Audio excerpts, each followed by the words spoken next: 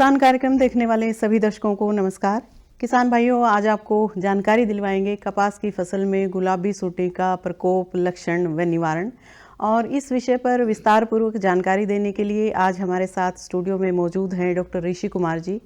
आप प्रधान वैज्ञानिक हैं केंद्रीय कपास अनुसंधान संस्थान कीट विज्ञान विभाग सिरसा में। डॉक्टर साहब, आपका स्वागत है हमारे कार्यक्रम में। धन्यवाद मैडम। डॉक्टर साहब, कपास की फसल की अगर हम बात करें तो ये हरियाणा में खरीफ की एक मुख्य नकदी फसल है और ज़्यादातर किसान जहाँ पर मिट्टी इसके अनुकूल है इस फसल की रुपाई करते हैं, बिजाई करते हैं। लेकिन डॉक्टर साहब, आमतौर पर देखने में आता है जब भी किसान भाई से हम बात करते हैं तो लागत पर आकर बात अटक जाती है। डॉक्टर साहब, कैसी फसल है कि नज़र भी रखते हैं किसान भाई 24 घंटे, लेकिन फिर भी किसी कीट का या बीमारी का प्रकोप इतना होता है कि कपास की जो उत्पादन लागत है वो बढ़ जाती है। तो कपास की फसल के बारे में किसान भाइयों से आप क्या कहना चाहेंगे, कैसे शुरुआत करें उसकी? बिल्कुल सही कहा मैडम आपने। कपास हरियाणा की एक मुख्य खरीफ फसल में से एक आती है और पिछले साल लगभग 4.25 लाख हेक्टेयर जो क्षेत्र था इसके अंदर कपास की फसल किसानों ने बोई थी। पर जैसा कि आपने बताया कि कपास की फसल की बिजाई हम आमतौर पे 1 अप्रैल से लेकर 15 मई के बीच में करते हैं और ये फसल अक्टूबर तक, नवंबर तक इससे चलती है। तो बीच में इस फसल के साथ बहुत सारी समस्याएं जैसे कि कीट, बीमारियां या दूसरे कोई मौसम की करके, और उन सभी को निपटने के लिए किसान भाइयों को बहुत ज़्यादा मेहनत और अपनी तरफ से लागत का कई बार सामना करना पड़ता है। पर उसमें एक बात मैं यहाँ कहना चाहूँगा कि अगर किसान भाई बहुत सूझबूझ और समझदारी से काम ले तो वो अपनी कपास की अच्छी पैदावार भी ले सकते हैं और साथ में अपना जो लागत की जो कीमत है वो भी कम कर सकते हैं। जी, लागत कम हो सकती है अगर बस किसान भाई थोड़ी सी सावधानी बरते तो। डॉक्टर साहब, जैसे गुलाबी सुंडी का विषय आज हमने लिया है कि और पिछले कई सालों का अगर हम डेटा देखें तो ये देखने को मिलता है कि बहुत ज़्यादा प्रकोप था इसका और बहुत ज़्यादा किसान और आपके जो वैज्ञानिक कम्युनिटी है वो भी बहुत ज़्यादा इसको लेकर सीरियस थे कि इसका कोई ना कोई निवारण ऐसा किया जाए ताकि किसान भाइयों की जो फसली मार है उससे उसको बचाया जा सके। तो गुलाबी सुंडी का प्रकोप, डॉक्टर साहब, क्या ये मिट्टी की पानी की जो जांच करवाते हैं किसान भाई उससे कुछ हद तक प्रभावशाली हो सकता है? बहुत ही अच्छा सवाल है मैडम आपका। और मैं सभी किसान भाइयों की जानकारी के लिए बता देता हूँ कि गुलाबी सुंडी कपास की फसल का, अगर आप कपास की फसल की सदियों पुरानी अगर बातें करें तो एक ही ऐसा कीट था जो कपास की फसल की बिजाई के साथ ही इसके साथ जुड़ा हुआ है।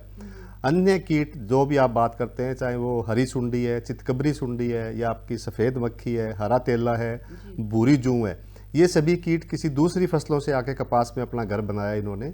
पर सच में कपास यानी अमेरिकन कपास या देसी कपास दोनों ही गुलाबी सुंडी का मुख्य घर है।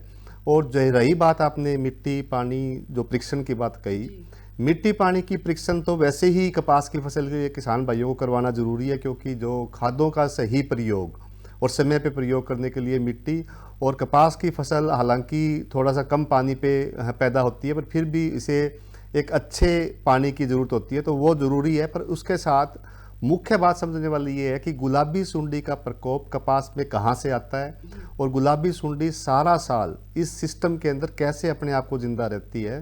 क्योंकि आप सभी लोगों की जानकारी के लिए मैं बता देता हूँ कि गुलाबी सुंडी एक एकल भक्षी कीट है। इसका कपास या नरमे के अलावा कोई दूसरा पोषक पौधा नहीं है जिसके ऊपर ये जिंदा रह सके। तो मुख्य हमारे दिमाग में एक सवाल आना चाहिए कि जो अब जो टाइम चल रहा है, जैसे मैडम आपने अक्टूबर के महीने में कपास की कटाई कर दी लकड़ियों की और हम बिजाई अप्रैल में करेंगे, तो जो अक्टूबर नवंबर से लेकर अप्रैल तक ये गुलाबी सुंडी कहाँ पर जिंदा है, अगर हम उस स्रोत के ऊपर ध्यान करें और उसका मैनेजमेंट कर लें तो हम अगले सीजन में काफ़ी हद तक गुलाबी सुंडी से जो पीछा है वो छुटवा सकते हैं। तो सर, ध्यान देने योग्य बात आपके अनुसार ये है कि जब आप फसल की कटाई करते हैं और कटाई के बाद उसके जो अवशेष जहाँ रखे जाते हैं, डॉक्टर साहब, तो आपकी बातों से मुझे जहाँ तक समझ में आया ये आया कि उसका जो सोर्स आप बता रहे थे कि जीवित रहने का जो साधन है वो मुझे लगता है कि जो उसके अवशेष बचते हैं फसल के, उसमें कहीं ना कहीं आपको प्रबंधन करने की ज़रूरत पड़ेगी। बिल्कुल, और मैं यही चाह रहा था कि आप इस बात पे ही ज़्यादा बात करें क्योंकि अभी सीज़न शुरू होने वाला है। मेरे किसान भाइयों ने नरमे कपास की बिजाई शुरू कर दी है और आप सभी जानते हैं कि आपने जो कपास की लकड़ियाँ हैं, वैसे तो हम हर एक जो हमारी जो आपको परामर्श या एडवाइजरी जो देते हैं उसमें कहते हैं कि कपास की चुगाई के बाद खेत में भेड़ बकरियों को चरने दें, ताकि जो भी अधखिले टिंडे हैं जो आपने चुगे नहीं थे, उन अधखिले टिंडों के अंदर गुलाबी सुंडी जिंदा है, उनको भेड़ बकरियां खा लेगी। उसके बाद अगर हो सके तो लकड़ियां ज़मीन में मिला दें, ताकि लकड़ियां ज़मीन में मिलाओगे तो सारे टिंडे ज़मीन में मिल जाएंगे और धीरे धीरे वो पतंगे बन के उड़ जाएंगे। अगर उसके बाद भी अगर आपको लकड़ियां रखनी है अपने घरेलू ईंधन के लिए, कई बार हमारी मजबूरी भी होती है, तो किसान भाइयों को कोशिश करनी है कि लकड़ियों को ज़मीन पर झाड़ करके जो भी अधखुले टिंडे या पत्ते वगैरह अलग करके और लकड़ियों को गांव में लाकर खेत से दूर लंबवत खड़ा करके भंडारण करें, ताकि उसके ऊपर अच्छी हवा लगे, अच्छी रोशनी पड़े, तो जो गुलाबी सुंडी उसके अंदर विद्यमान है वो धीरे धीरे पतंगा बन के उड़ती रहेगी। और उस टाइम क्योंकि हमारे खेत में कपास की फसल नहीं है, तो वो फसल ना मिलने के कारण, पोषक पौधे ना मिलने के कारण वो अपने आप ही नष्ट हो जाएगी, जिससे हम अगली सीजन के लिए गुलाबी सुंडी का कैरी ओवर जिसको हम बोलते हैं वो काफ़ी हद तक कम कर सकते हैं। ये तो रही सर की मैनेजमेंट की बात की, आपकी फसल में गुलाबी सुंडी का प्रकोप हो ही ना, पहले से ही किसान भाई सावधानी बरतें। लेकिन डॉक्टर साहब अब जैसे बिजाई करेंगे अप्रैल में किसान भाई, और बिजाई के समय आपने मिट्टी का महत्व भी बताया है और खेत की तैयारी भी किसान भाई सालों से का अनुभव है उनका, अच्छे से तैयारी करते हैं हर फसल के लिए। लेकिन उन्नत किस्मों की अगर हम बात करें कि जिससे कम से कम प्रकोप हो सर, ऐसी कोई उन्नत किस्में सिफारिश की गई हैं? हाँ, जैसे तो लगभग सभी चाहे केंद्रीय कपास अनुसंधान संस्थान की आप बात करें मैडम, या स्टेट एग्रीकल्चर यूनिवर्सिटी जो हमारे कृषि विश्वविद्यालय है, वो सभी मिलकर जो जितने भी हाइब्रिड है जो हमारे किसान भाई BG2 हाइब्रिड बोलते हैं, उन सब की हम स्क्रीनिंग करते हैं। और उन स्क्रीनिंग में जो भी हाइब्रिड रस चूसक कीट, गुलाबी सुंडी और बीमारियों के प्रति जो सहनशील पाए जाते हैं, उन्हीं हाइब्रिड्स को हम किसान भाइयों के लिए रिकमेंड करते हैं, ताकि किसान भाई समय पर उन बीजों का चुनाव करके अगर सही समय पर बिजाई करते हैं तो काफ़ी हद तक गुलाबी सुंडी के प्रकोप से बच सकते हैं।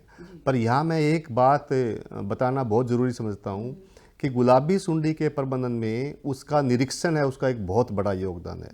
किसान भाइयों, मैं आपकी जानकारी के लिए बताता हूँ कि गुलाबी सुंडी अक्टूबर-नवंबर में सुप्त अवस्था में चली जाएगी। उसको एक ऐसी ताकत है उसके पास कि वो अक्टूबर-नवंबर से लेके और मई-जून तक बिना कुछ खाए पिए सुंडी की अवस्था के अंदर ही जो आपके अधखुले टिंडे हैं या आपके घर या फैक्ट्री में जो बिनोला रखा हुआ है उसके अंदर वो अपने आप को जिंदा रख सकती है। और जैसे ही अप्रैल मई में अच्छा मौसम आएगा, यानी थोड़ा तापमान सेट आएगा, हवा में थोड़ी नमी बढ़ेगी, तो वो धीरे से सुंडी से प्यूपा बनेगी, उसके बाद पतंगा बनेगी, पतंगा बन के वो बाहर आएगी और नर और मादा आपस में मिलाप करके और वो अपना फूल और टिंडे कलियां देखेगी अंडे देने के लिए। अगर उनको फूल और कलियां मिलते हैं तो वहीं से वो अपना जीवन चक्र शुरू करती है। तो ये बात आपके बहुत समझ में आ गई होगी कि जो लकड़ियां या बिनौले आपने घर में रखे हैं उसका निरीक्षण आपको करना है और उनको अंदर जो अधखुले टिंडे वगैरह है उनसे उनको आपने अलग करके नष्ट कर देना है। तो डॉक्टर साहब जैसे बिजाई के बाद कितने समय के बाद जो है गुलाबी सुंडी का प्रकोप हो सकता है, कि ताकि निरीक्षण करें किसान भाई लगातार अपनी फसल का?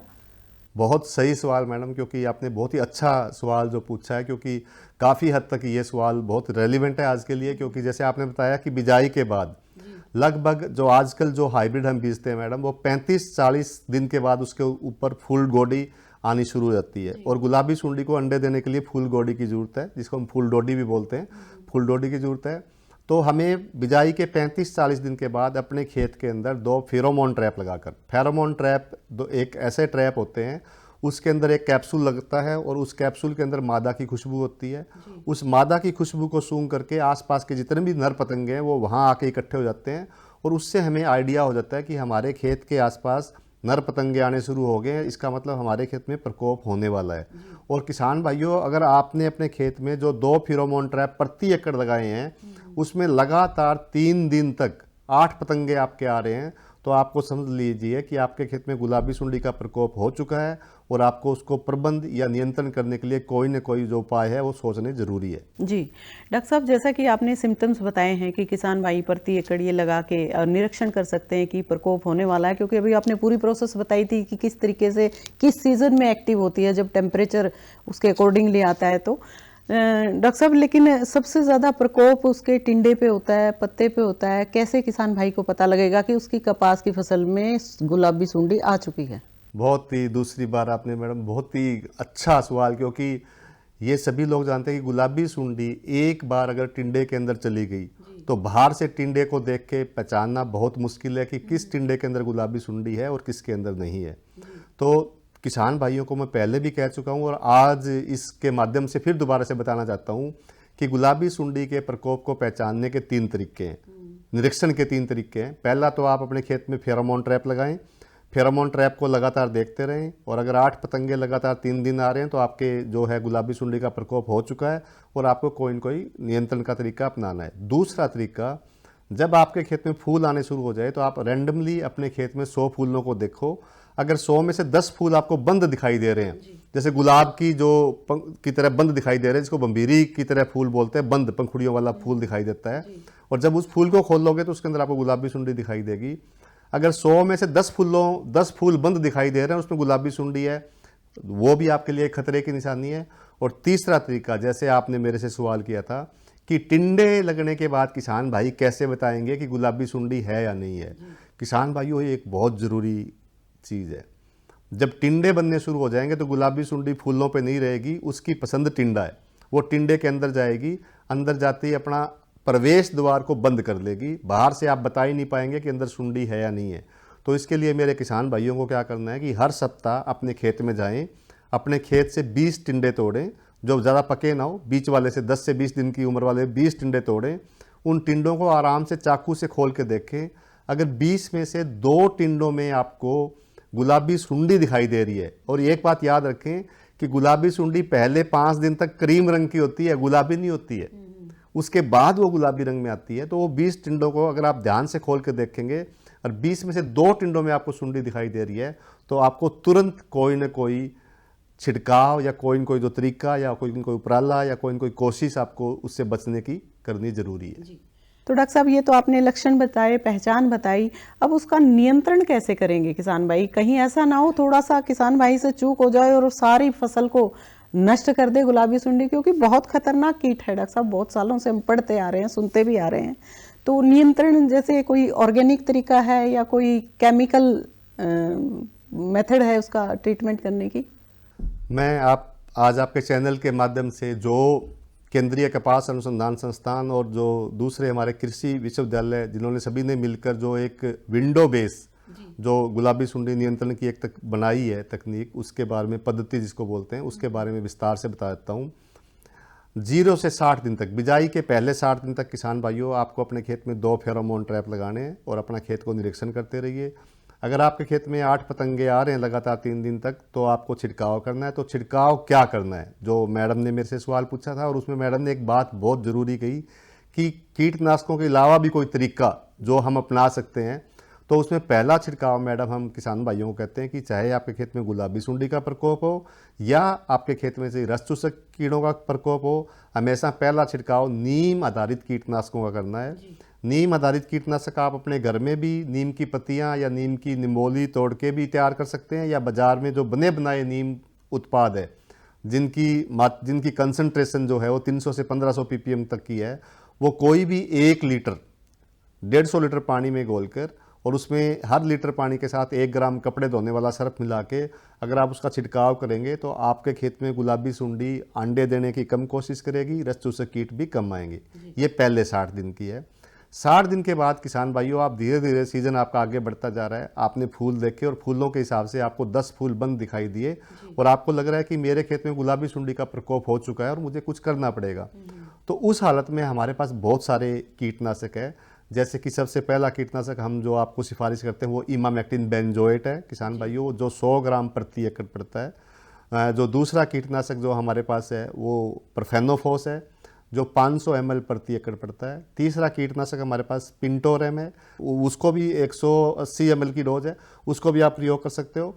तो इनमें से कोई भी ये कीटनाशक है, ये आप 60 से 90 दिन में जब भी आपको लगता है कि गुलाबी सुंडी का प्रकोप हो रहा है, तब आप इसका प्रयोग करके, पर याद रहे कि पानी की मात्रा 150 लीटर से कम नहीं लेनी, प्रति एकड़ पानी 150 लीटर आपको लेना है। जी, तो डॉक्टर साहब आपने तरीके बताए कि आप नीम कोटेड जो है छिड़काव कर सकते हैं। देखो डॉक्टर साहब, अगर किसान भाई घर में तैयार कर लें तो उस भर की तो बातें नहीं डॉक्टर साहब, बिल्कुल। और लेकिन फिर भी जो बाजार में नीम कोटेड जो भी ट्रीटमेंट आते हैं वो आप छिड़काव कर सकते हैं। तो डॉक्टर साहब और कोई विशेष सावधानी, एक आपने प्रबंधन की भी बात कही थी, मुझे लगता है कि ये ट्रीटमेंट करने से तो इलाज से तो बचाव बेहतर है, सावधानी बचाव के बारे में एक और कहूँगा मैडम जी। क्योंकि एक नई तकनीक आई है जिसको प्रजनन विघन तकनीक बोलते हैं। प्रजनन विघन का मतलब है कि हमें नर और मादा को आपस में कंफ्यूज करना है ताकि वो इकट्ठे ना हो और इकट्ठे होकर वो मिलाप ना करें और बच्चे पैदा ना करें। तो आजकल हम बिजाई के 35-40 दिन के बाद कुछ टेक्निक आई है जो मादा की खुशबू है वो एक जेल के अंदर डाल दी है। अगर उस जेल को आप 1 एकड़ में 400 जगह पे लगाते हो तो 1 एकड़ में 400 जगह से आपको मादा की खुशबू निकलेगी और उस मादा की खुशबू को सूंघ के जब नर पतंगा आएगा तो उसको असली मादा को पहचानने में बड़ी प्रॉब्लम आएगी और वो असली मादा नहीं पहचान पाएगा और उस तरीके से हम उसको कन्फ्यूज़ कर देंगे और उस कन्फ्यूजन से जब वो नर और मादा आपस में नहीं मिलेंगे तो अंडे नहीं आएंगे और अंडे नहीं आएंगे तो सुंडी नहीं आएगी और सुंडी नहीं आएगी तो आपके टिंडों में नुकसान नहीं होगा। पर किसान भाइयों इस तकनीक की एक कुछ कंडीशन है, शर्तें हैं कि ये कम से कम भी आपका 10-12 एकड़ का जो खेत है उस खेत में लगे तो ज़्यादा अच्छे रिजल्ट आते हैं। दूसरा, बिजाई के 35-40 दिन बाद जब आपकी फुल डोडियाँ लगनी शुरू हो उससे पहले अगर आप इसको लगाते हो और सीजन में 3 बार लगा देते हो तो काफ़ी हद तक आप गुलाबी सुंडी के प्रकोप से बच सकते हो। पर याद रहे कि यह एक फूल प्रूफ तकनीक नहीं है। इसके लगाने के बाद भी अगर आपको कहीं पर भी गुलाबी सुंडी का प्रकोप दिखाई देता है तो आप सिफारिश किए हुए किसी भी कीटनाशक का प्रयोग आपको 1 या 2 प्रयोग है वो करने पड़ सकते हैं। जी डॉक्टर साहब, जैसे कि आपका बहुत लंबा अनुभव है, कपास पे ऊपर काम कर रहे हैं आप बहुत सालों से, और मुझे ये लगता है कि जैसे पिछले कई सालों में बड़ी चुनौती बनी हुई थी गुलाबी सुंडी, आज भी है कहीं ना कहीं। तो इससे क्या आपको लगता है कि कपास के प्रति किसान भाइयों का जो रुझान है, थोड़ा सा इंटरेस्ट, एरिया ऑफ इंटरेस्ट जो प्रोडक्शन को लेकर है वो कम हुआ है? बहुत ही दुरुस्त सवाल जो आज की डेट में, क्योंकि हम सारा दिन जब सीजन शुरू हो चुका है और हमें रिपोर्ट्स जो मिलती रहती है कि बीज की सेल कैसे स्टार्ट हुई है, किसान भाई कैसे कपास की तरफ उनका रुझान है, किस तरह बिजाई का सिस्टम स्टार्ट हुआ है। क्योंकि जहाँ पर बैठकर आप बात कर रहे हैं मैडम, जो हरियाणा का ये पोर्शन है, यहाँ पे सरसों की खेती होती है और सरसों के खेत बहुत पहले खाली हो चुके हैं। तो उसको देखते हुए हालांकि 2024 में गुलाबी सुंडी का प्रकोप कम रहा, पर 25 में जो नरमे कपास की फसल को जो नुकसान हुआ उसमें अकेला गुलाबी सुंडी का योगदान नहीं है। मैं आपकी जानकारी के लिए बता देता हूँ कि पिछले साल हमारी औसत से दुगना ज़्यादा रेनफॉल हुआ।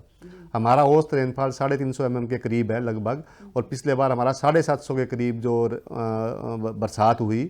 तो ज़्यादा बरसात गिरने से भी और नंबर ऑफ रेनी डेज, ज़्यादा दिन तक बरसात चलने से हमारे नरमे के जो टिंडे थे वो गलने शुरू हो गए।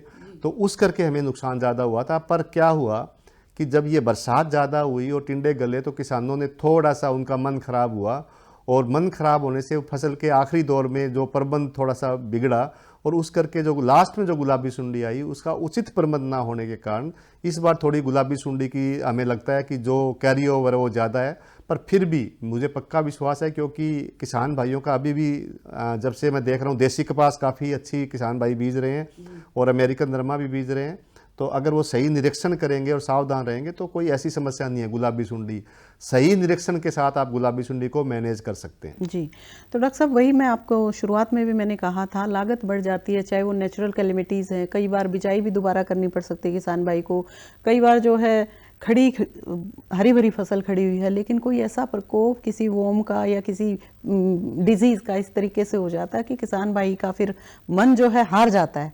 तो डॉक्टर साहब, किसानों के रुझान को देखते हुए और आप लोग भी सतर्क हो जाते हैं जैसे ही कपास की बिजाई का टाइम आता है, तो सरकार की तरफ से कोई खास प्लान तैयार किए गए हैं गुलाबी सुंडी को लेकर? काफ़ी सरकार इसके बारे में चिंतित है। हर प्लेटफॉर्म पे, हर जगह से जब भी हम जहाँ पर भी जाते हैं, सरकार का एक ही सवाल है कि इस कीट के लिए कोई न कोई उचित प्रणाली या उचित प्रबंध किसानों को दिए जाएं। और उसी डायरेक्शन में मैं आपको बता देना चाहता हूँ कि हम सीज़न के शुरू से लेकर और पूरे सीज़न और आखिर तक किसानों के लिए उचित सिखलाई प्रबंध का करते हैं। हम जो स्टेट के जो हमारे ऑफिसर साहिबान हैं उनको भी ट्रेंड करते हैं, उनको भी पूरा प्रशिक्षण देते हैं कि वो इस बात को हर किसान तक पहुंचाए। क्योंकि जो आपने लागत की जो बात कही थी, लागत की बात में एक बात बहुत ज़रूरी है कि जब तक आप सही निरीक्षण करके अपने खेत का सही मुआयना करके जब तक छिड़काव नहीं करोगे तो आपकी लागत बढ़ सकती है।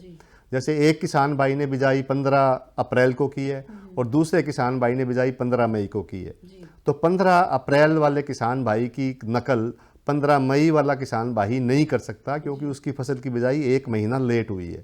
तो उन दोनों किसान भाइयों के जो अपना फसल को प्रबंध करने के तरीके, फसल को कीटों से बचाने के तरीके और फसल को बीमारियों से बचाने के तरीके अलग होंगे।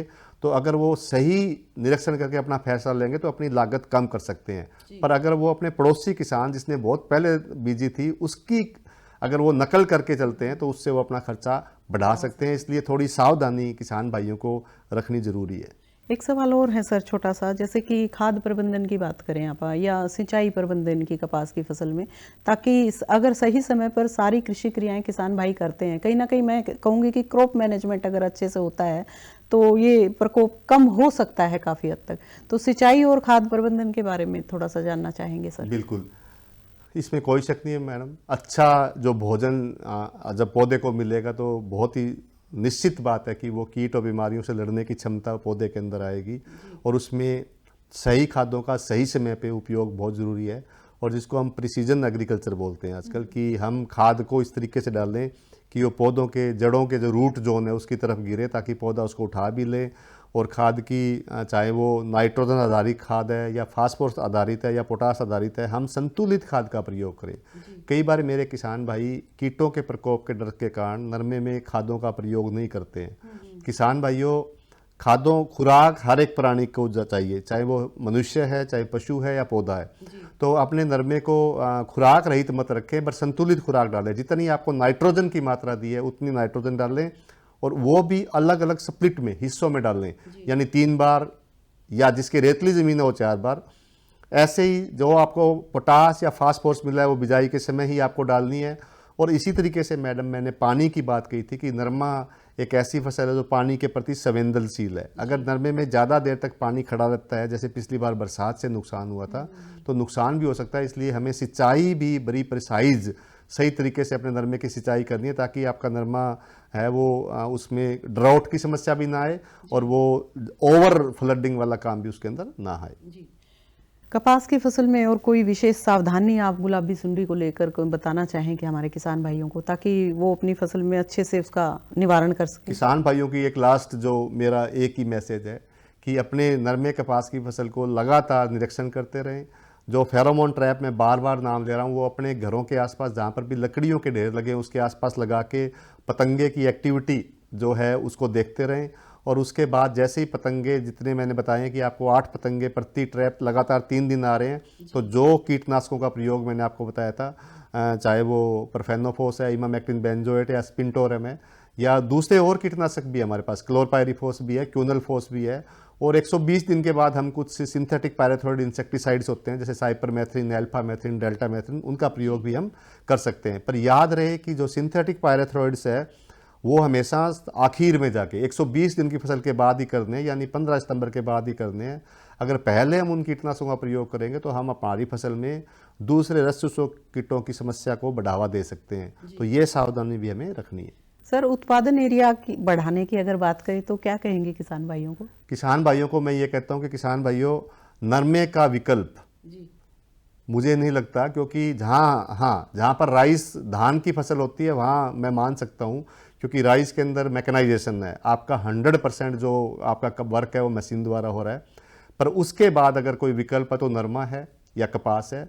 जिन किसान भाइयों के खेत अब जल्दी खाली हुए हैं वो देसी कपास की तरफ जाएं, और उसके बाद किसान भाई नरमे की बिजाई शुरू कर सकते हैं। और नरमे की बिजाई अगर करते हैं तो नरमे की बिजाई में आपको एक ही थोड़ा सा समस्या लगती है कि या तो गुलाबी सुंडी, या आजकल जो चुगाई की समस्या जो मैडम है, कि क्योंकि चुगाई हमें जो लेबर की समस्या आती है, तो धीरे धीरे काफ़ी हमारे वैज्ञानिक काम कर रहे हैं कि हम ऐसे हाइब्रिड या किस्में का बनाएं दो एक ही समय पे इकट्ठी खिल जाएं और हम मशीनों से उसकी चुगाई कर सकें। पर उनमें अभी टाइम है, उस पर काम चल रहा है। तो यही बात कहूँगा कि नरमा कपास बीजें और उसकी सही समय पर निगरानी करें, तो डेफिनेटली मैं तो भगवान से भी यही चाहता हूँ कि आपको अच्छी नरमे कपास की फसल है वो मिले। जी, तो किसान भाइयों, जैसा कि डॉक्टर साहब ने बताया कि नरमा का कोई विकल्प नहीं है, आपको घबराने की ज़रूरत नहीं है। अगर आप अपनी कपास की फसल में निरंतर निरीक्षण रखेंगे, निगरानी रखेंगे और सही कृषि क्रियाएं सही समय पर करेंगे, तो निश्चित तौर पर आप कपास की फसल से अच्छा मुनाफा कमा सकते हैं। एक लाभदायक फसल साबित होगी आप सभी के लिए। तो डॉक्टर साहब, आप हमारे स्टूडियो में आए और हमारे किसान भाइयों के लिए इतनी बड़ी ज्ञान लाभ की जानकारी प्रदान की, इसके लिए आपका बहुत बहुत धन्यवाद। थैंक यू मैडम, शुक्रिया जो मुझे आपने सीजन शुरू होने से पहले किसानों के रूबरू होने का जो मुझे मौका दिया। धन्यवाद सर। धन्यवाद।